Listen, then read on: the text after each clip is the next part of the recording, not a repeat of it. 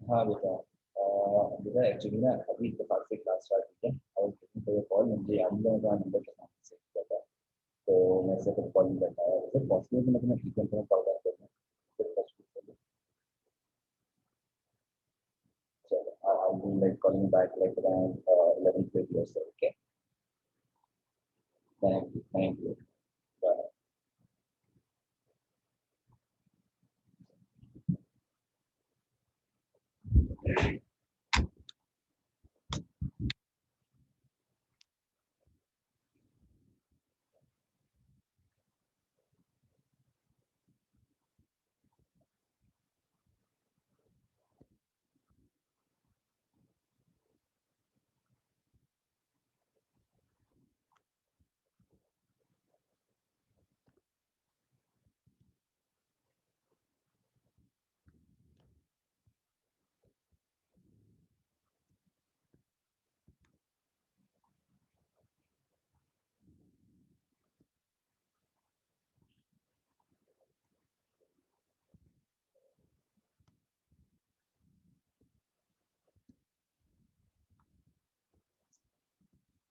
Right guys, आप लोगों को सबको आवाज आ रही है मेरी? प्लीज चैट पे मेंशन कीजिएगा। Is my voice, my sound is audible to you all? Okay, that's great. कैसे आप लोग, सब ठीक ठाक हैं, खैरियत से हैं? ओके जी, जबरदस्त, बेहतरीन हो गया है तो। Okay, perfect perfect perfect. मैं भी ठीक हूँ बेटा, अल्लाह का शुक्र है, अल्हम्दुलिल्लाह, बेहतरीन। सो कंसीडरिंग दिस कि ये हमारी पहली मुलाकात है और इंशाल्लाह आगे और मुलाकातें होती रहेंगी, तो let's get started with the things. It's almost the time, सही है? सबसे पहली चीज, एक छोटा सा ब्रीफ सा इंट्रोडक्शन दे दूं। My name is doctor Awais Syed. और अच्छा जी, अभी कुछ स्टूडेंट रह गए और वो भी ज्वाइन कर लें, तो let's give it like 2 minutes more, because अभी अभी 10:30 हुए हैं, सही है? कंसिडरिंग दिस कि हम 2 मिनट और देते हैं ताकि फिर बाकी और लोग जो भी हैं सब ज्वाइन कर लें।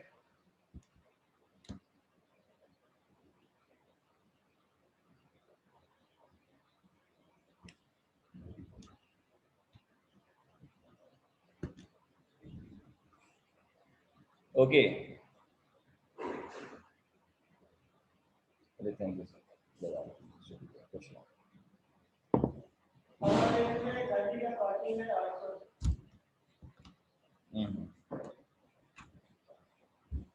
ओके जी, सो आप लोगों की तैयारी कैसी चल रही है? You guys are studying from one of the finest teacher of biology, Sir Omar Soni, the best teacher, the best one, the best teacher and the best person, I guess. He is one of my mentor. He has taught me a lot. He is one of my mentor. सिर्फ biology नहीं सिखाते, वो आपको जिंदगी सिखाते हैं मेरे ख्याल से. This is what I believe. One of the kindest. Yes, exactly. So we all are on the same page. That's amazing. I hope कि आप लोगों को मेरे साथ भी मजा आएगा इंशाल्लाह. और थोड़ा सा बच्चे और so on आ रहे हैं हमारे साथ.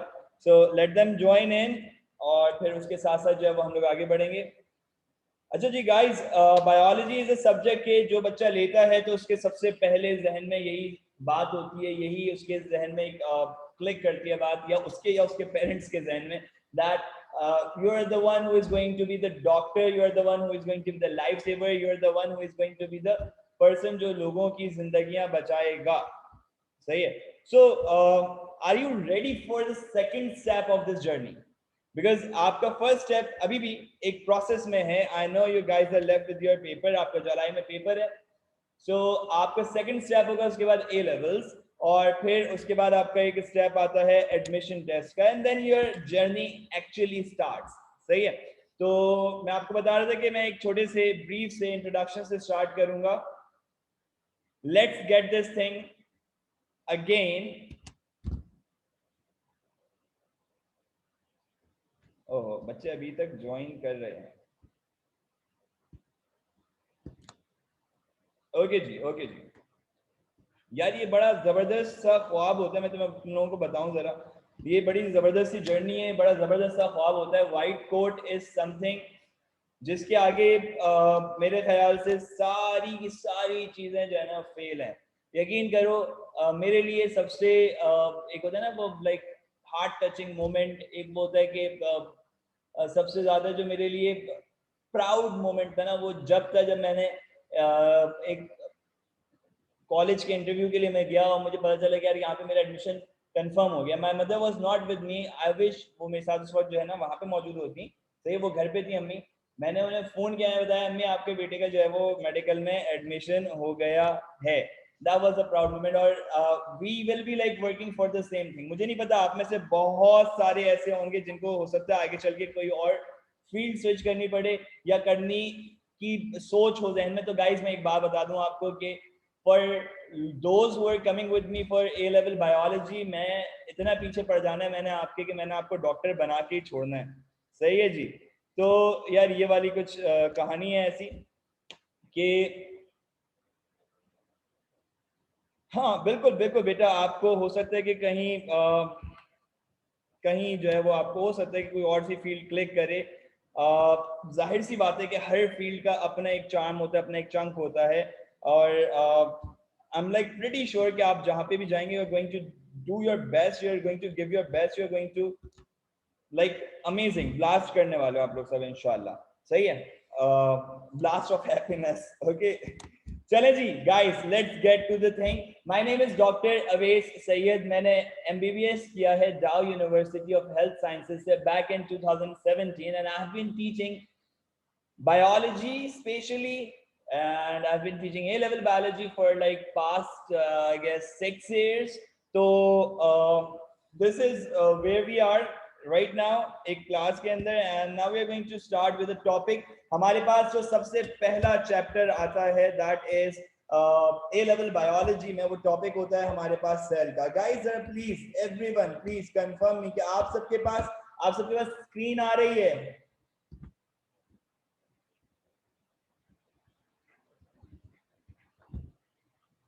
ओके जी, परफेक्ट हो गया गाइस, जबरदस्त यार. ये ऐसे ही आप लोगों ने रिस्पांस देते रहना, मजा आ जाएगा क्लास का. अमेजिंग जी, अमेजिंग. Okay perfect. सो आप सबके पास स्क्रीन आ रही है, आप सबके सामने सेल लिखा हुआ आ रहा होगा. आप में से कोई भी बच्चा मुझे जरा सेल की डेफिनेशन बता दो. What is a cell? Cell क्या है? बायोलॉजी स्टार्ट होती है सेल पे और यकीन करो खत्म भी होती है सेल पे. What is a cell? Cell is the basic unit of life. जबरदस्त, अमेजिंग, जबरदस्त. Cell is the building block of life. Okay जी. एक डेफिनेशन मैं यहाँ पे मेंशन कर रहा हूँ. जरा गौर से सुनना थोड़ा सा। अब हमने एक लेवल अप करना है, सही है। हमारे पास टॉपिक्स वही होते हैं, हमारे पास एलिमेंट्स वही होंगे, और यकीन करो कि मैं आपके जो ओ लेवल का पेपर है उससे पहले पहले वही टॉपिक्स पढ़ाऊंगा जो कि आपके जो ओ लेवल के पेपर में भी आपको जो है ना सर्टेनली कहीं पे क्लैश नहीं क्रिएट करेंगे। कोई ऐसा टॉपिक हम नहीं उठाएंगे अभी जो कि बिल्कुल ही नया होगा, सही है। ओके जी, so cell is the basic unit of life. It helps in structural and functional development of living organism. भाई अल्लाह ताला ने इंसान को खून की एक फिटकी से पैदा किया है। खून की एक फिटकी समझते हो, कुरान के अल्फाज है, इंसान को खून की एक फिटकी से पैदा किया गया है। और इसमें आपको इस चीज का मैं एक बेसिक सा एलिमेंट बताता हूँ। वो खून की एक फिटकी, अल्लाह ताला इशारा कर रहा है जाइगोट की तरफ। Zygote is single cell embryo. Zygote वो सेल होता है जो फर्टिलाइजेशन के बाद फादर के सेल और मदर के सेल से मर्ज होने के बाद जो सेल बनता है उसको जाइगोट कहते हैं। ये डिप्लॉइड होता है नेचर के अंदर। डिप्लॉइड मतलब इसके अंदर 2n नंबर ऑफ क्रोमोसोम होते हैं, और इसके अंदर ओके मेरी राइटिंग गंदी नहीं है, चलो जी ठीक है ठीक है ठीक है, ये भी अच्छी बात है। मैं अच्छा वाला डॉक्टर हूँ ना, मैं बहुत अरसे से पढ़ा रहा हूँ, इसलिए मैंने अपनी राइटिंग और डायग्राम को थोड़ा सा बेहतर किया है। होप के आप लोगों को समझ में आ जाए ना। ठीक है जी। सो अब होता क्या है कि ये जो आपके पास एक सेल है जिससे पूरी की पूरी बॉडी डेवलप हो रही है। देखो एक सेल है जाइगोट, वही तुम्हारी बॉडी में स्ट्रक्चर बनाएगा और वही तुम्हारी बॉडी के अंदर फंक्शन भी परफॉर्म करेगा। ठीक है जी। तो सेल, जब हमें समझ में आया सेल क्या है, तो हमें पता चला कि सेल के तो बेसिक 2 डिविजन्स हैं। गाइस सेल के बेसिक 2 डिवीजन कौन कौन से हैं जरा मुझे बताइएगा। सारे माशाल्लाह बायोलॉजिस्ट बैठे हैं, सारे माशाल्लाह मेरे सामने इस वक्त फ्यूचर डॉक्टर्स बैठे हैं। जरा मुझे बताइएगा कि सेल के 2 बेसिक डिवीजन क्या हैं। Okay Nehal, Sana, Manal,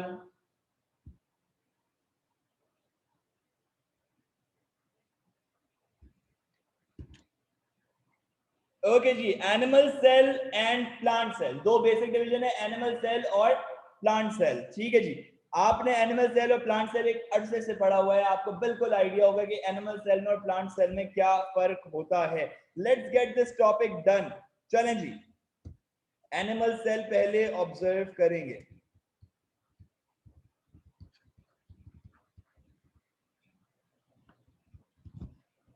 okay guys, एक एनिमल सेल कुछ इरेगुलर से शेप का होगा। एक एनिमल सेल कुछ इरेगुलर से शेप का होगा आपके पास, और एक एनिमल सेल के पास सबसे बेसिक एलिमेंट होता है इसका न्यूक्लियस। इसके पास एक सेंट्रल लार्ज न्यूक्लियस होता है, ये सेंट्रली प्लेस्ड है। इसके पास एक सेंट्रल लार्ज न्यूक्लियस होता है, ये न्यूक्लियस सेंट्रली मौजूद है। और अगर हम इसको जरा सा एनलार्ज करें, so we have got that chromatin material inside the cell. हमारे पास सेल के अंदर क्या मौजूद है, हमारे पास सेल के अंदर क्रोमेटिन मटेरियल मौजूद है। Okay guys, nuclear membrane, nuclear envelope भी डबल लेयर मेम्ब्रेन होती है। न्यूक्लियर एनवेलप क्या होती है, डबल लेयर मेम्ब्रेन होती है। सही है जी। अच्छा, अब इसके अंदर हमारे पास बाहर जो मेम्ब्रेन मौजूद है, cell membrane, that is same layer, वो भी इसी तरह की होती है। सेल मेम्ब्रेन भी इसी तरह की होती है, न्यूक्लियर मेम्ब्रेन, न्यूक्लियर एनवेलप भी इसी तरह का होता है। और इसके बाद हमारे पास गाइस, आप लोगों को एएस लेवल का कोड पता है सबको? जैसे ओ लेवल बायोलॉजी का तो आपको याद होगा बिल्कुल, सर उमर सोनी का स्टूडेंट है, उससे आप बायोलॉजिकल कोड पूछना, आप उससे बायो के हवाले से कुछ भी पूछना, उसे सब पता होता है। ओके, ए लेवल का मैं बताता हूँ आपको भाई। ए लेवल, एएस, A2 दोनों के लिए कोड होता है हमारे पास 9700। ठीक है, कोड क्यों बता रहा हूँ, क्योंकि जब आप इस क्लास से फ्री होंगे तो इसके बाद you guys are going to Google this down, the syllabus for 9700। सही है, अपने पास वो सिलेबस डाउनलोड कर लेना है आपने। और कुछ भी नहीं करना है। सही, अपने पास से सिलेबस डाउनलोड कर लेना, उसमें कंटेंट्स में जाना और जाके देखना कि सेल के कौन कौन से पॉइंट्स हैं, तो तुम्हें पता चलेगा कि चैप्टर सबसे पहले स्टार्ट होता है माइक्रोस्कोप से। सही है, हमने माइक्रोस्कोप वाला एलिमेंट अभी स्किप किया है और हम डायरेक्टली जंप कर गए एनिमल सेल और प्लांट सेल के डिफरेंसेस पर, और हम इसी से फिर प्लांट सेल एनिमल सेल के जो ऑर्गेनील्स होते हैं उनकी डिटेल भी पढ़ने वाले हैं। How many of you are going to draw this cell with me? आप लोग प्लीज मेरे जरा साथ साथ बनाना शुरू करें। Come on guys, come on everyone, जल्दी जल्दी से आप लोग मेरे साथ साथ ड्रॉ करेंगे, और आपके पास जो जो जिस तरह से भी ड्रॉ कर सकते हैं करें। that has no issue with it कि आपकी ड्राइंग अच्छी है या बुरी है। याद रखो, याद करने के लिए ड्रॉ करोगे आप। सही है, एलिमेंट्स को समझने के लिए ड्रॉ करोगे, याद करने के लिए ड्रॉ करोगे। ओके जी,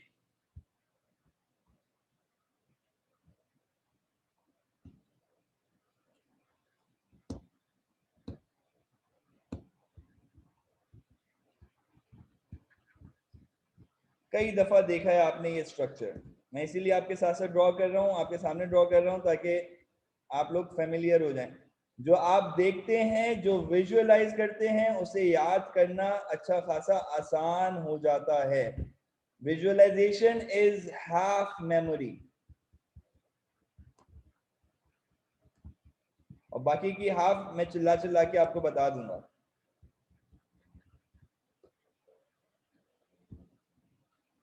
ओके ओके अली,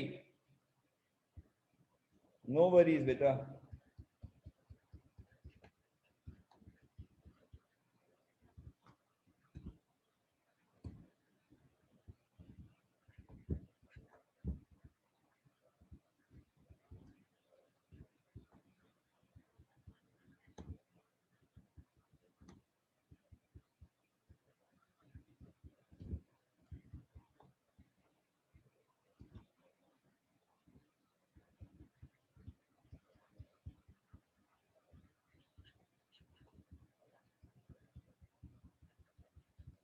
गाइस ये वाला स्ट्रक्चर हमें ओ लेवल में इतना डिटेल में नहीं पढ़ाया जाता है। इस स्ट्रक्चर को हम लोग कहते हैं endoplasmic reticulum. This structure is called endoplasmic reticulum. Centre में जैसे मैंने आपको बताया था न्यूक्लियस आ गया, अब ये इसके बाद एंडोप्लाज्मिक रेटिकुलम आ जाता है। ठीक है जी,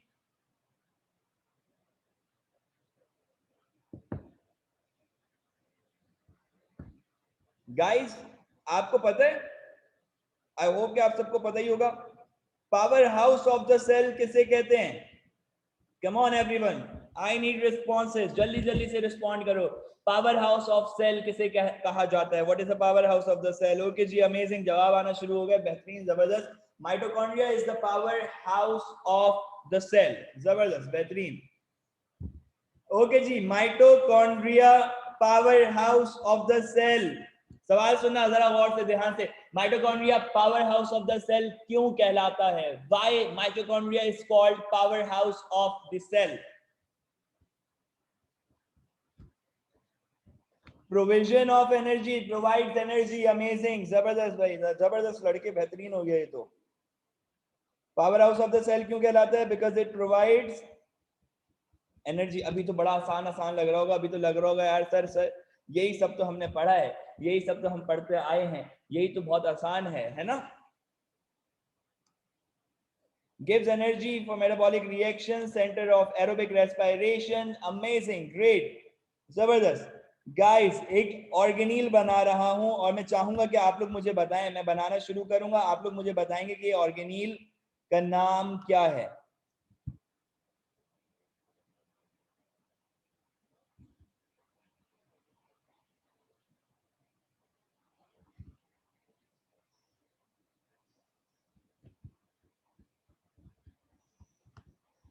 ओ भाई जबरदस्त, बेहतरीन हो गया। गोल्जी एपरेटस, गोल्जी बॉडीज, बेहतरीन बेहतरीन बेहतरीन, जबरदस्त। एक ऑर्गेनील और बना रहा हूं।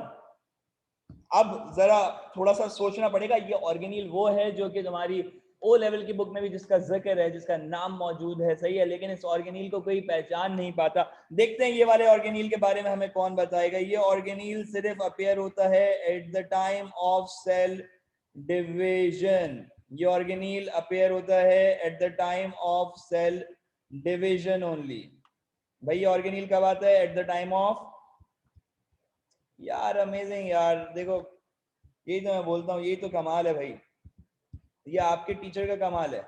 This is called centriole. जबरदस्त भाई, जबरदस्त।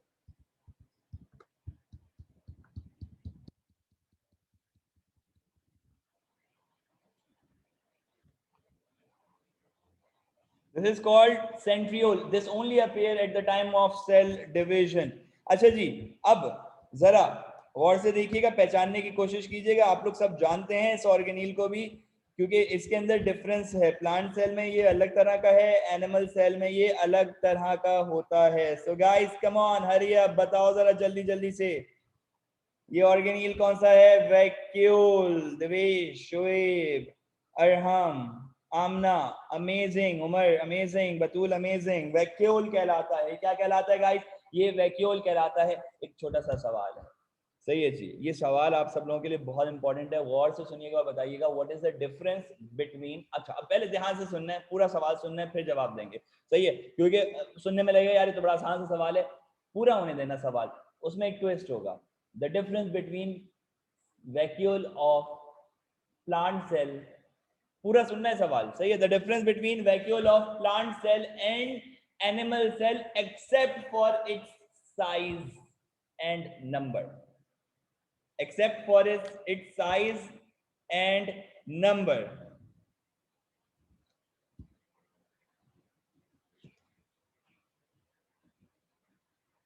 ओके जी, Ali amazing, Umar amazing, Mushahab, Batool, Umar again, Umar Junaid again, Umar Junaid sorry, Shiza amazing guys, यार जबरदस्त, बेहतरीन हो गया, मजा आ गया। सैप मौजूद होता है, सेल सैप मौजूद होता है, सेल सैप प्लांट सेल के वैक्यूल में मौजूद होता है। एनिमल सेल के वैक्यूल के अंदर क्या मौजूद होता है? कौन बताएगा? एनिमल सेल का वैक्यूल क्या कैरी करता है? जल्दी जल्दी से, come on guys, what is present in the vacuole of animal cell? यार देखो, सैप में फूड आ जाता है, फिर मैं ये भी बताता चलूं, सैप में फूड होता है।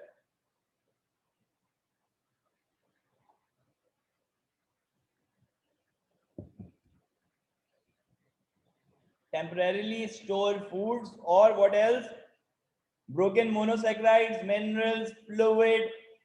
एक ऐसा वर्ड बता रहा हूं, बात बड़ी आसान हो जाएगी इसके बाद। एनिमल सेल के वैक्यूल में क्या मौजूद है? एनिमल सेल के वैक्यूल में वो मौजूद है या तो जो उसे सिक्रीट करना है वो मटेरियल, या तो जो उसे रिसीव, जो उसने रिसीव किया है वो मटेरियल। दोबारा से सुनो, एनिमल सेल के वैक्यूल टेम्परेरी तौर पे बनते हैं और फिर डिसग्रेस हो जाते हैं, डिसॉल्व हो जाते हैं। तो उसके वैक्यूल में या तो जो वो रिसीव कर रहा है बाहर से एंडोसाइटोसिस के थ्रू, वो उसके वैक्यूल में मौजूद है, या फिर जो उसे सिक्रीट करना है, कोई सिक्रीशन। अब सिक्रीशन है तो वो हार्मोन भी हो सकती है, सिक्रीशन है तो वो एंजाइम भी हो सकती है, सिक्रीशन है तो वो मिनरल्स भी हो सकते हैं, आयंस भी हो सकते हैं, कैल्शियम भी हो सकता है, पोटेशियम भी हो सकता है। सिक्रीशन है तो वो कुछ भी हो सकता है। एनिमल सेल का वैक्यूल सिक्रीशंस कैरी करता है, प्लांट सेल का वैक्यूल सेल सैप कैरी करता है, इसमें mineral, ions, water, food material शामिल होता है। Okay guys, good to go, समझ में आ रहा है यहां तक? जरा जल्दी से बताओ यस और नो। गाइस यहां तक की सारी बातें क्लियर हैं? Come on, hurry up, I need responses, yes और no, big yes, oh that's great, amazing, bravo. Bio का मजा ही तब है जब पढ़ने में मजा आ जाए, है ना भाई?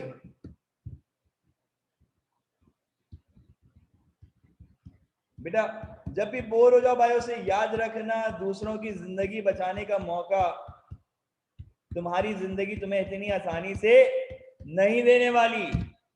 दूसरों की जिंदगी बचाने का मौका तुम्हारी जिंदगी तुम्हें इतनी आसानी से नहीं देने वाली, ठीक है जी?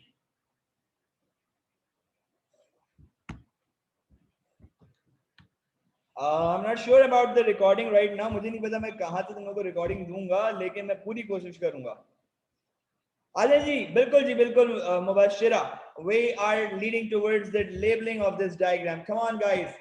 I hope कि तुम लोगों को डायग्राम समझ में आ रही है, क्लियर? डायग्राम इसलिए जरूरी है ताकि कॉन्सेप्ट बने, क्योंकि तुम्हारे पास ए लेवल के अंदर डायग्राम्स आती है माइक्रोस्कोपी में स्पेशली, वो तुमसे डायग्राम बना के पूछेगा कि इसके अंदर मौजूद माइटोकॉन्ड्रिया का मैग्निफिकेशन बताओ, लेट सपोज एक्चुअल साइज बताओ, कुछ भी पूछेगा तो तुम्हें पहचान होनी चाहिए है। तुम्हें क्या होनी चाहिए बच्चों? तुम्हें पहचान होनी चाहिए जी। Outer covering is cell surface membrane, the outer most covering of the cell is cell surface membrane. ये कहलाता है ऑर्गेनील आपके पास माइटोकॉन्ड्रिया। क्या कहलाता है गाइस? ये कहलाता है माइटोकॉन्ड्रिया। ये अगला ऑर्गेनील है आपके पास, ये कहलाता है गोल्जी बॉडीज। अगला ऑर्गेनील क्या कहलाता है? Golgi bodies.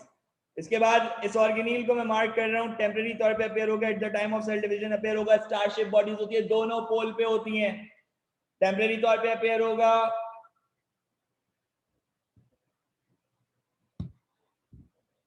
टेम्परेरी तौर पे होगा, मैंने वो मैसेज पढ़ लिया डायग्राम वाला लेकिन पूरा नहीं पढ़ पाया था, मैं ऊपर स्क्रॉल अप हो गया। चले जी, thank you for the compliment. ये मेरे लिए बहुत बड़ा कॉम्प्लीमेंट है कि आप जो है वो सर उमर सोनी की तरह डायग्राम बना रहे हैं बेटा, ये मेरे लिए बहुत बड़ा कॉम्प्लीमेंट है। थैंक यू सो मच बड़ी, थैंक यू सो मच। खुश रहो, अल्लाह तुम्हें कामयाब तरीन डॉक्टर बनाए। सही है जी, चलें जी। This structure is called centriole and this structure is called endoplasmic reticulum. Endoplasmic reticulum का नाम तो सुना होगा, एंडोप्लाज्मिक रेटिकुलम के बारे में जान भी लो जरा। एंडोप्लाज्मिक रेटिकुलम वो होता है जिसके अंदर दो हिस्से होते हैं। किसका? रफ पार्ट होता है, रफ पार्ट वो वाला होता है जिसपे राइबोसोम्स मौजूद होते हैं, और स्मूथ पार्ट वो वाला होता है जिसपे राइबोसोम्स मौजूद नहीं होते। तो ये जो रेड डॉट सा मैंने बनाया है, this is called ribosome. Ribosome कौन है? राइबोसोम वो है जो कि हेल्प करता है हमें, राइबोसोम वो है जो कि हेल्प करता है हमें प्रोटीन सिंथेसिस में। Okay guys, keep going keep going keep going. अभी आ रहे हैं, ये न्यूक्लियर मेम्ब्रेन से अटैच होता है और ये पूरे सेल में स्कैटर्ड होता है। हमने तो थोड़ा सा बनाया है ना, अभी हमने अपने हिसाब से, अपनी जगह के हिसाब से बनाया, थोड़ा सा बनाया, ये पूरे सेल में स्कैटर्ड होता है। अच्छा जी, इसके बाद आपके पास ये ब्लैक वाली कवरिंग जो है, ये एक सर्किल है, ये सर्किल आपके पास न्यूक्लियस है। न्यूक्लियस को पूरा एक साथ मार्क करने के बजाय इसके कंपोनेंट्स अलग अलग करके बता रहा हूं। Nuclear envelope, guys, it's nuclear envelope,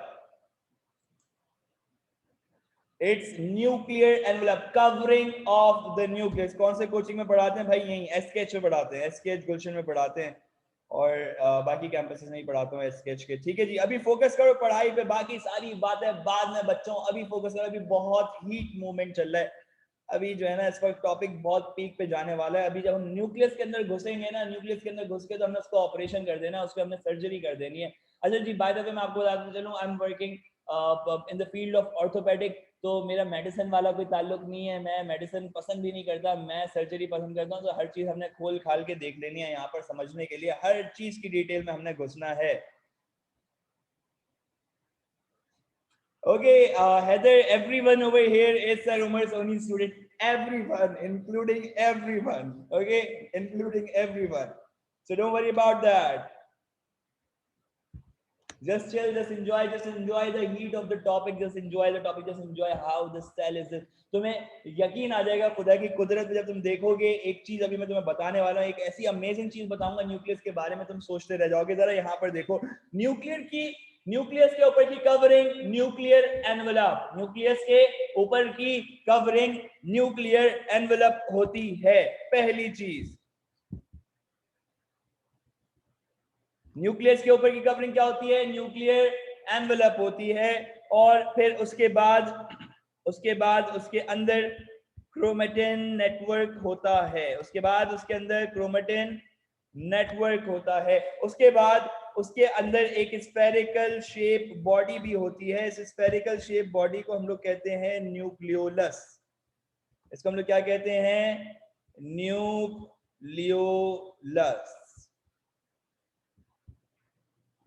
इसको हम लोग कहते हैं न्यूक्लियोलस। तुम जैसे दिखते हो, तुम जैसे चलते हो, तुम जैसे बोलते हो, तुम जैसे सोचते हो, everything is written inside your nucleus on the DNA. Everything is written inside your nucleus on your DNA strand. तो guys इस बात को जरा सोचो कि जो कुछ तुम्हारा फेट है, जो कुछ तुम्हारी फिजिकल अपीयरेंस है, जो कुछ भी है, वो न्यूक्लियस की वजह से। And you know what, this nucleus is not from single parent of yours, this nucleus is from both mother and father. दोनों की तरफ से तुम्हें ये मिला है। this is what you have inherited, this is what you are actually having in your body, this is what you have inherited from your parents. ये सारा का सारा मटेरियल, ये सारा का सारा कंटेंट आपके पास कहलाता है न्यूक्लियस। तभी तो हम न्यूक्लियस को कहते हैं structural functional unit of, structural functional unit of cell. इसके बाद हमारे पास आ जाता है, इसके बाद गाइस, इसके बाद हमारे पास आ जाता है एक छोटा सा स्ट्रक्चर वैक्यूल का। वैक्यूल में आपको लाइसोसोम्स भी मिल सकते हैं, वैक्यूल में आपको परऑक्सीजोम्स भी मिल सकते हैं। एनिमल सेल है वरना ग्लाइऑक्सीजोम भी लिखता। आई नो ये नए नाम है तुम लोगों के लिए। लाइसोसोम तो शायद सुना हुआ होगा।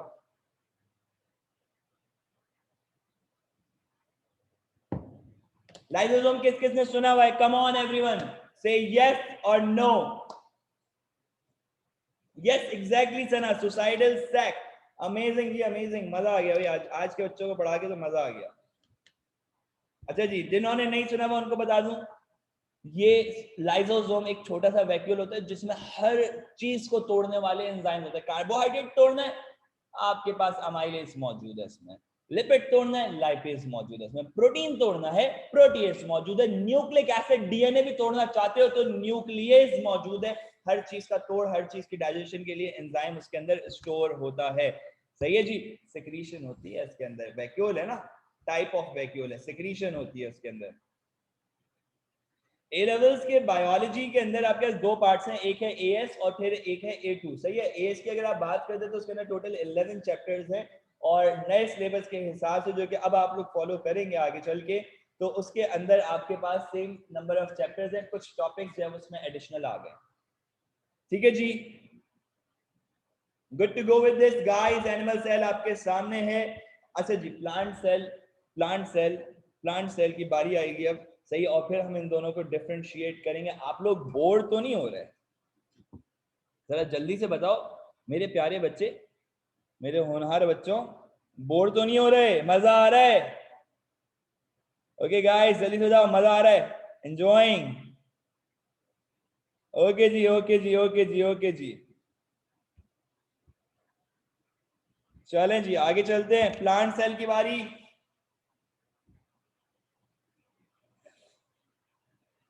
Okay, you are rocking, thank you buddy. मेरे डीएनए में बोरियत नहीं है यार। ओके जी, ये तो मैं बेटा, ये वाला तो मैं जुमला जो है ना अपने पास रखने वाला हूँ, बताऊंगा भाई। एक कॉम्प्लीमेंट मिला था, और मैं ये भी मेंशन करूंगा, सर उमर सोनी के स्टूडेंट से मिला था एक कॉम्प्लीमेंट कि आपके डीएनए में बोरियत नहीं है जी। ओके जी, चलें जी। हाँ यार, more than a brother, he is more than a brother to me. अगला सेल आता है आपके पास, आपकी पेश खिदमत है अगला cell, plant cell. Okay guys, have a look what actually a plant cell is.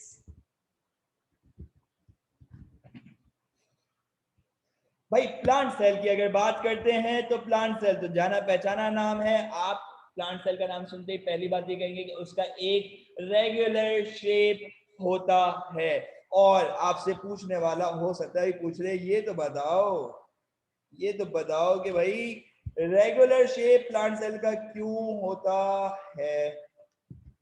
तो आपने फटाक से जवाब दे देना है कि भाई रेगुलर शेप होता है because of cell wall, exactly, cell wall एक थिक लेयर है, थिक कवरिंग है. Let's just make this thing a little bit thick. Thick covering है गाइस. कौन? Cell wall. और उसकी वजह से क्या है? सेल का रेगुलर शेप है. उसकी वजह से क्या है? सेल का रेगुलर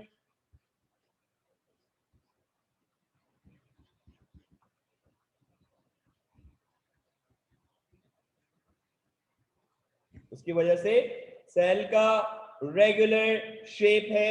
और मैं मजे की एक और बात बताऊंगा आपको कि इसके पास आउटर मोस्ट कवरिंग, तुम कह सकते हो डिफरेंस, मतलब plants outer most covering is cell membrane. अब देखो जुमला बच्चे क्या लिखते हैं, फर्क सुनना जरा, मार्किंग स्कीम का फर्क बता रहा हूँ, फर्क समझना जरा. The plant cell carry cell wall, animal cell does not have cell wall. एक जुमला ये हो गया. दूसरा जुमला ये है, अब आप खुद जज कर लेंगे कौन सा बेहतर है. The outermost covering of a plant cell is cell wall, which is made up of cellulose. In animal cell, the outermost covering is cell membrane. Cell membrane made up of phospholipid. It does not, yeah, because it does not have a cell wall.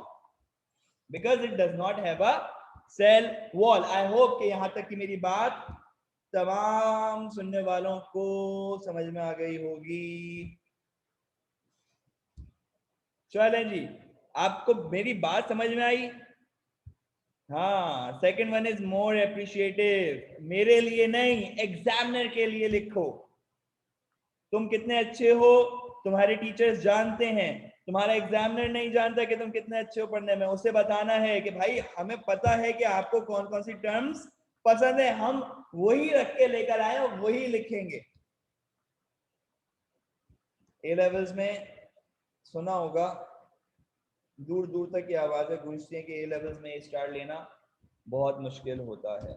A levels में ए star लेना बहुत मुश्किल होता है. Last जो physical exam हुए हैं अक्टूबर नवंबर के, लास्ट जो फिजिकल एग्जाम्स हुए थे अक्टूबर नवंबर के, A2 की बता रहा हूँ मैं तुम लोगों को, सही है, और मई जून के अभी रिजल्ट नहीं आया A2 का, लास्ट A2 की बता रहा हूँ और AS के रिजल्ट्स बताता हूँ.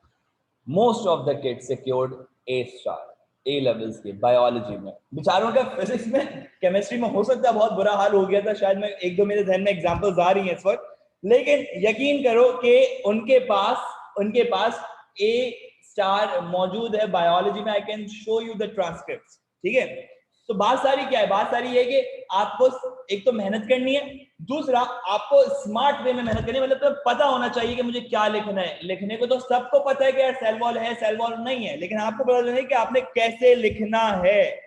सही है, जब तुम ये जान लोगे कि तुम्हें लिखना कैसे, तो एग्जामिनर तुम्हें मार्क्स देने से रोकेगा नहीं, याद रखना. सही है जी. चलें जी, बात को आगे लेके बढ़ते हैं. Criss cross fibres of cellulose हैजर, एग्जैक्टली यहां पर आपके पास आता है एक लार्ज वैक्यूल. प्लांट सेल की बच्चों खासियत है, प्लांट सेल की क्या है खासियत? एक लार्ज वैक्यूल. और इस वैक्यूल में क्या होता है? इस वैक्यूल के अंदर होता है सेल सैप. इस वैक्यूल में क्या होता है? इस वैक्यूल में होता है सेल सैप. अब जब आप बात करते हैं सेल सैप्स की, अच्छा ये सारी डायग्राम अगर नहीं भी बनाई जा रही तो कोई ऐसा मसला नहीं है, आपको मेरे नोट्स में सारी की सारी चीजें एज इट इज मिल जाएंगी. बहुत सारी चीजें जो मैं वर्बली डिक्टेट कर रहा हूँ नहीं लिख पा रहा हूँ, सही है, आप लोग भी कॉपी नहीं कर पा रहे, एग्जैक्टली वर्ड टू वर्ड नहीं लिख पा रहे, तो परेशान नहीं होना, ये सारी की सारी चीजें आपको मैं खुद प्रोवाइड करूंगा. ठीक है जी. प्लांट सेल की एक खासियत है बच्चों, जरा गौर से ध्यान से देखना, ये स्ट्रक्चर तुम्हें बहुत अमेज करने वाला है. प्लांट सेल की एक खासियत पहली तो ये भी है कि भाई उसका न्यूक्लियस सेंट्रलाइज्ड नहीं होता. एनिमल सेल में सेंट्रलाइज न्यूक्लियस यूजुअली मौजूद है, हर दफा होगा ये वादा नहीं है. ये वादा नहीं है कि एनिमल सेल में न्यूक्लियस हर दफा सेंटर में होगा, लेकिन प्लांट सेल में हर दफा न्यूक्लियस साइड में होगा, ये वादा है. लफ्जों की हेर फेर को समझो मेरे बच्चों. then there is this structure called then there is this structure called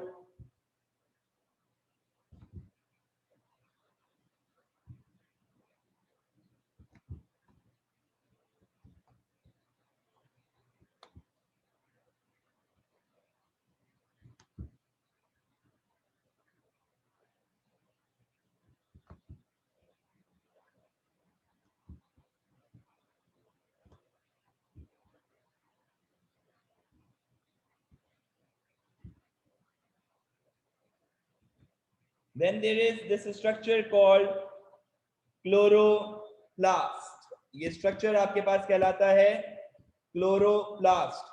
बच्चों नाम तो सुना होगा, chloroplast.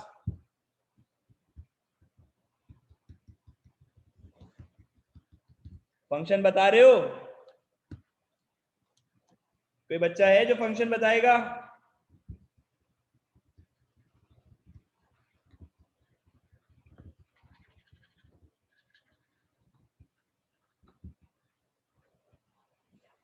It contains pigment, it traps light, it helps to convert light energy into ATP and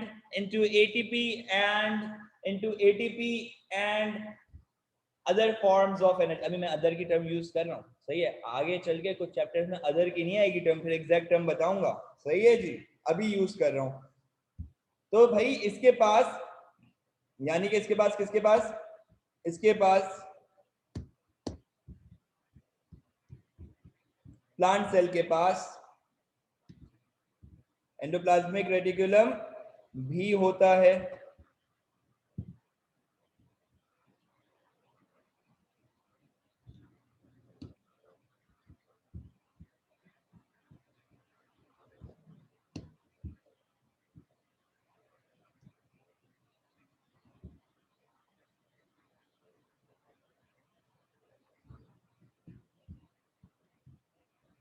ribosomes भी वैसे ही हैं।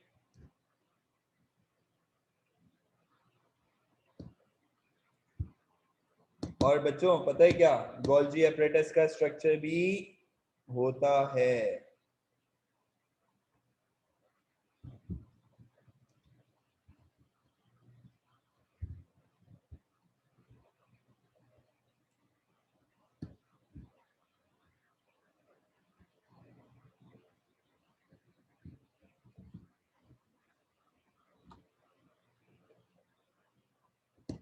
कोई बच्चा मुझे बताएगा कि इसके पास मतलब प्लांट सेल के पास, डू यू गाइस नो कि प्लांट सेल के पास, क्या प्लांट सेल के पास सेंट्रियोल होता है?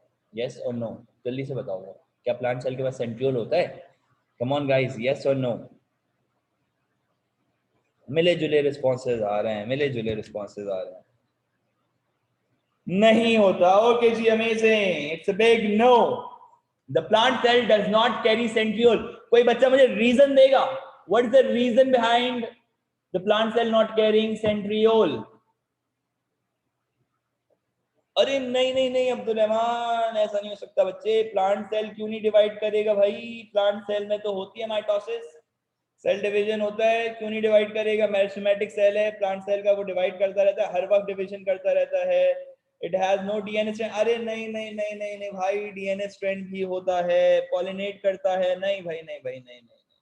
प्लांट सेल डिवाइड तो करेगा, वरना ग्रो कैसे करेगा? एक बीज लगाते हो तुम, एक बीज, तुम क्या लगाते हो? एक बीज लगाते हो, और उस एक बीज से तुम्हारे पास पूरा का पूरा प्लांट बन जाता है। तो डिवाइड तो हो रही है, सेल डिवाइड हो रहे हैं, सेल डिवीजन हो रहा है। मेरी बात सुनो, दोनों का स्ट्रक्चर देखो कितना फर्क है, कितना फर्क है। एक के पास रेगुलर शेप है, दूसरे के पास रेगुलर शेप नहीं है। दूसरे का शेप इर्द गिर्द के सेल्स पे डिपेंड कर रहा है। किसी ने यहां से दबा दिया, किसी ने वहां से दबा दिया, कभी यहां से दब गए, कभी वहां से दब गए, कभी ऊपर निकल गए, कभी नीचे निकल गए।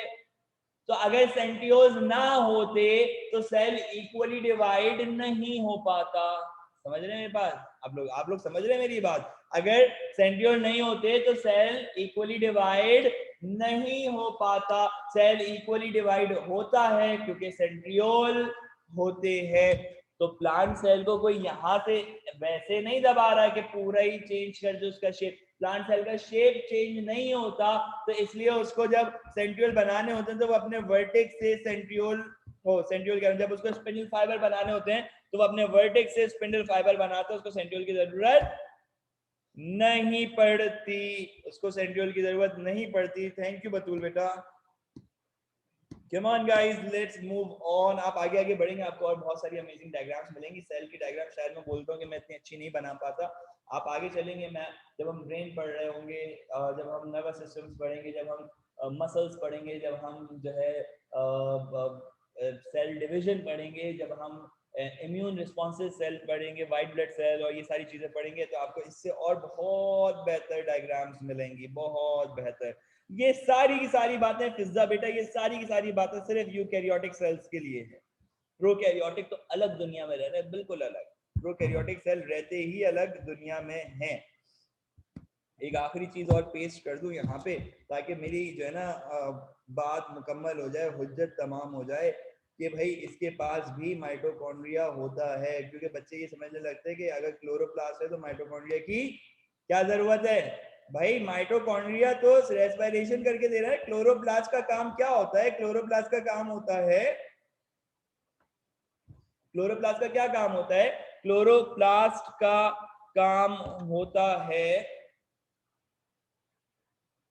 क्लोरोप्लास्ट का काम होता है, क्लोरोप्लास्ट का क्या काम होता है? क्लोरोप्लास्ट का काम होता है फूड के लिए एनर्जी ट्रैप करना। अब रेस्पिरेशन तो वो नहीं कर सकता है ना, रेस्पिरेशन तो वो नहीं कर सकता। अच्छा जी, मैं कहाँ पढ़ाता हूँ हैदर, मैं इस हवाले से सारी डिटेल दे दूंगा। Sir Umar Soni is going to add me up in your groups, जो भी आप लोगों के ग्रुप्स हैं उसके अंदर वो मुझे ऐड कर देंगे, सही है। और फिर जो है ना जो भी वो सारी डिटेल होगी सर उमर सोनी खुद आप लोगों से शेयर कर लेंगे, सही है। कि आप लोगों को अगर like for as level admission लेना है तो फिर वो कहाँ लेना है, क्योंकि हम लोग जो है ना अपना प्रॉपर बस बैच स्टार्ट करेंगे, because we are going to start with the physical classes as well, और हम लोग अपना एक ऑनलाइन बैच भी चलाएंगे। तो फिजिकल और ऑनलाइन दोनों बच्चों स्टार्ट होने वाली हैं। चाय ठंडी हो गई है, बिल्कुल ठंडी हो गई, आई एम सॉरी सॉरी गाइस। चलें जी, लेबलिंग पे आ जाते हैं, देखते हैं कौन कौन से चीते, होनार और मैं क्या बोलूं मतलब जबरदस्त वाले स्टूडेंट कौन कौन है। जरा जल्दी जल्दी से जो लोग जवाब देंगे। Yeah, exactly. Musharraf, I guess. Mushaf. This is cell wall. Okay. Come on, guys. मैं एरो बनाऊंगा, आप नाम बताएंगे। मैं एरो बनाऊंगा, तुम नाम बोलोगे। मैं मार्क करूंगा, तुम नाम बोलोगे। Come on. This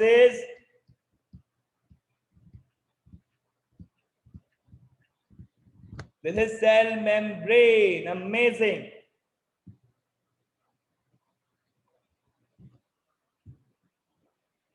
Come on बच्चों, come on चीतों, come on जवानों, जल्दी जल्दी।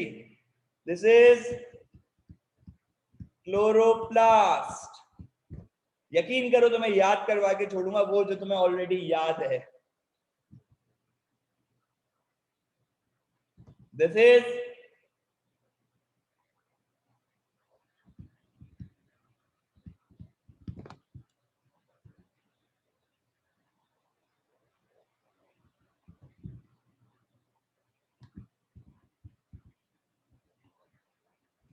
अच्छा जी, क्या कह रहे हो बेटा? सही, क्लोरोप्लास्ट पूरे ग्रीन क्यों नहीं है? Very nice question. पूरे ग्रीन इसलिए नहीं होते क्योंकि इसके अंदर और दूसरी चीजें होती है जो कि ग्रीन पिगमेंट कैरी करते हैं। पूरे में ग्रीन पिगमेंट नहीं भरा होता, उसमें स्टार्च ग्रैन्यूल्स भी होते हैं, उसमें लिपिड भी होता है, उसमें बहुत सारी चीजें होती है। अभी पूरी डिटेल आगे आने वाली है, एक एक चीज का ऑपरेशन करके देखेंगे, एक एक चीज की सर्जरी करनी है हमने। चलो जी, दिस इज एंडोप्लाज्मिक रेटिकुलम।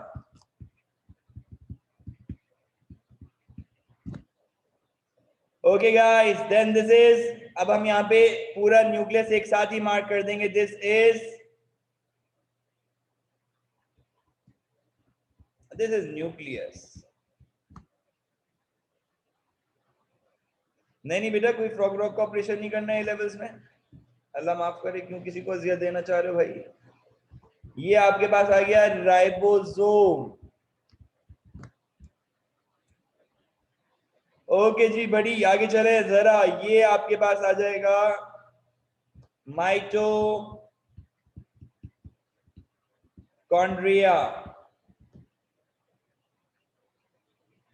और बच्चों यहां पर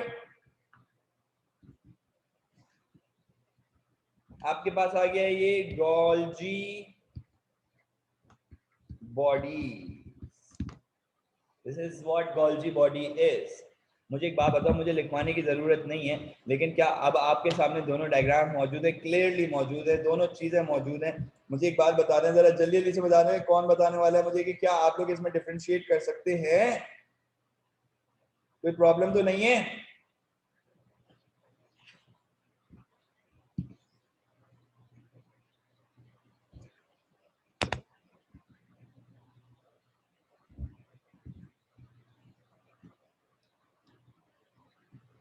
बेटा गोल्जी बॉडी का फंक्शन होता है कि वो अपने पास मटेरियल ट्रैप करता है, उसको एक पैकिंग में डालता है, उसकी पैकिंग का नाम होता है वेजाइकल। वेजाइकल कहते हैं छोटे वैक्यूल को, वैक्यूल बड़ा होता है, छोटा वैक्यूल, सिंगल लेयर वाला वैक्यूल वेजाइकल होता है, उसमें डालेगा और बाहर ट्रांसपोर्ट। एंजाइम लिया, लाइसोसोम में पैक किया, बाहर लाइसोसोम बनाने वाला, छोटा वैक्यूल बनाने वाला गोल्जी एपरेटस है, परऑक्सीसोम बनाने वाला गोल्जी एपरेटस है, ग्लाइऑक्सीसोम बनाने वाला गोल्जी एपरेटस है। और इस तरह की जितनी भी सिक्रीशन है, कोई भी हार्मोन सिक्रीट हो रहा है, कोई भी चीज सेल को अपने अंदर से बाहर फेंकनी है, ऐसे ही नहीं दे देगा।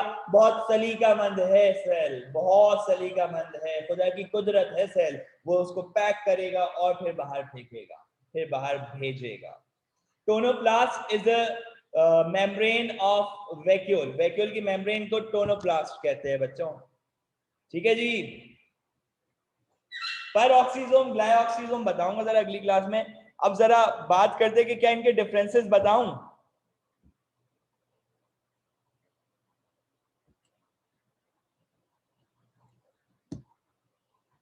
बेटा कॉलेजेस फिर कभी मैं डिस्क्लोज करूंगा।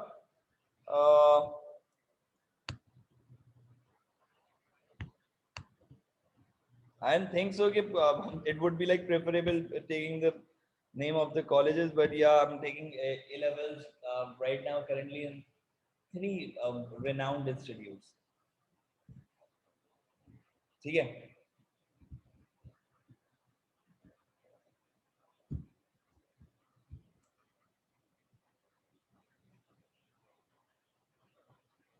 अच्छा बेटा फातिमा, फातिमा देखो, देखो ये एक एनिमल सेल और एक प्लांट सेल की तुम कहानी समझो। ये एनिमल सेल है, मैंने अगर यहाँ से स्पिंडल फाइबर निकालना शुरू किया और ये यहाँ से स्पिंडल फाइबर निकले, थोड़ी देर बाद इसको नीचे से धक्का लगा, ऊपर वाला जगह तो वहीं रहा, नीचे वाली जगह जो है ना वो थोड़ी सी इधर आ गई।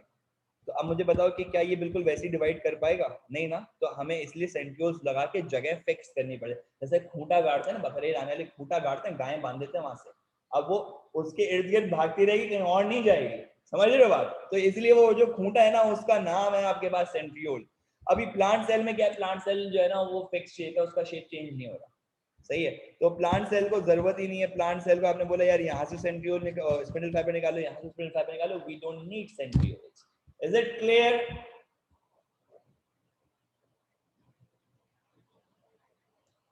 बेटा ए लेवल्स में एटीपी होता है, बिल्कुल होता है। A2 में एटीपी होता है और एएस के अंदर प्रैक्टिकल होता है। आगे आने वाली क्लासेस में बेटा बिल्कुल सिलेबस भी डिस्कस करना है, सब कुछ डिस्कस करना है, डोंट वरी अबाउट दैट। मुझे ये बताइएगा गाइस कि आप लोगों की क्लास है कितने बजे तक? कम ऑन गाइस, हरी अप, जल्दी से बताओ जरा, क्लास है कितने बजे तक?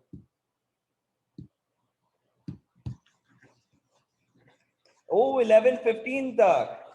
Okay okay okay okay okay, I am already I have taken your time up. मैंने आपका टाइम एक्स्ट्रा ले लिया। I am really sorry guys, I am really sorry, मुझे नहीं पता था भाई। I am sorry. Okay okay okay buddies, okay buddies. So I hope कि यहाँ तक की बात समझ में आई होगी। एक आखिरी पॉइंट पे छोड़ के जा रहा हूँ। जब समेट के रखते हैं, जब समेट के रखते हैं क्रोमेटिन मटेरियल को, तो वो क्रोमोसोम बनता है। आपने क्रोमेटिन मटेरियल देखा था? बिखरा पड़ा हुआ था, बिखरा हुआ था, स्कैटर्ड था। क्रोमेटिन मटेरियल दिख रहा है भाई, बिखरा हुआ था, स्कैटर्ड था। जब इसे समेट के रखोगे तो ये क्रोमोसोम बनाता है। और मैं तुम्हें एक मजे की बात बताऊं, तुम्हारी बॉडी के, तुम्हारी एक बॉडी के, तुम एक इंसान हो इस दुनिया में, हो बहुत छोटे से हो, बहुत नाकिस से हो, बहुत हकीर से हो, तुम एक इंसान हो, तुम्हारी बॉडी के तमाम sales, all the cells of your body have 46 chromosomes each. All the cells of your body have 46 chromosomes in each, and if you like उन सबका डीएनए निकालो, क्योंकि क्रोमोसोम किस चीज का बना हुआ है, क्रोमोसोम डीएनए का बना हुआ है। अगर तुम उन सबका डीएनए निकालो, डीएनए को स्ट्रेट करो धागे की तरह से और डीएनए को एंड टू एंड जोड़ दो, डीएनए को एंड टू एंड जोड़ दो, नॉट कर दो, एंड टू एंड जोड़ दोगे। जब एंड टू एंड जोड़ोगे तो तुम्हारे पास एक लंबा धागा बन जाएगा, एक लंबा थ्रेड लाइक स्ट्रक्चर बन जाएगा। वो थ्रेड लाइक स्ट्रक्चर जो कि डीएनए का बना, खुदा की कुदरत को समझना जरा यहाँ पर कि जब वो सिंगल थ्रेड लाइक स्ट्रक्चर, जब वो एक स्ट्रेट लाइन में तुम दुनिया से शुरू करके लेकर जाओगे, तो इस बात को जरा गौर से सुनो, इस बात को जरा यकीन करना, ये literally this is a fact कि उसकी लेंथ इतनी लंबी होती है कि जब तुम उसको बनाओगे ना, एक थ्रेड में कन्वर्ट करोगे, वो इस दुनिया से, इस जमीन से, अर्थ से शुरू होगा, वो सन तक जाएगा, सूरज तक जाएगा, और वहां से सिर्फ इतनी लेंथ नहीं होगी कि सिर्फ जाने जाने में पूरी जाए, इतनी भी होगी कि वहां से वापस भी आएगा। आप एक सेल भी नहीं देख सकते, आप उसका न्यूक्लियस इलेक्ट्रॉन माइक्रोस्कोप के बगैर नहीं देख सकते, आप उसके अंदर का क्रोमोसोम इलेक्ट्रॉन माइक्रोस्कोप में भी बहुत छोटा देख पाते हैं, और मैं उस क्रोमोसोम के अंदर, उसके अंदर मौजूद उसका एक थ्रेड लाइक स्ट्रक्चर डीएनए की बात कर रहा हूं। तो सोचो जरा बायोलॉजी कितनी अमेजिंग है। सोचो जरा, अल्लाह ताला ने, कहते हैं ना दरिया को कूजे में समेटना मुश्किल है, उसने जहानों को एक सेल में समेट दिया है, जहानों को। और आगे चल के मैं आपको न्यूक्लियस की एक और डिटेल बताऊंगा इसी तरह से। Nucleus is very very important. एक कुरान की आयत है, उसके हवाले से हम लोग डिस्कस करेंगे। अल्लाह ताला कहते हैं कि मरने के बाद तुम्हें तुम्हारी माँ के नाम से उठाया जाएगा। अगली क्लास में न्यूक्लियस के हवाले से डिटेल में डिस्कस करेंगे ना, तो फिर इसके हवाले से बताऊंगा। आई होप कि आप लोगों को क्लास अच्छी लगी होगी। आप लोगों के रिस्पॉन्सेज जो है ना मुझे भी चाहिए होंगे, फीडबैक मुझे भी चाहिए होगा। मैं अपना नाम जरा मेंशन कर दूं। गाइस आप लोग बायोलॉजी पढ़ रहे थे मेरे साथ, मेरा नाम है अवेस Syed. That's all for today. इंशाल्लाह अब हमारी अगली मुलाकात के लिए मुझे इंतजार रहेगा, लिटरली मुझे बहुत इंतजार रहेगा। अपना बहुत ख्याल रखना और अपने माँ बाप के लिए बहुत दुआएं करना। अल्लाह हाफिज।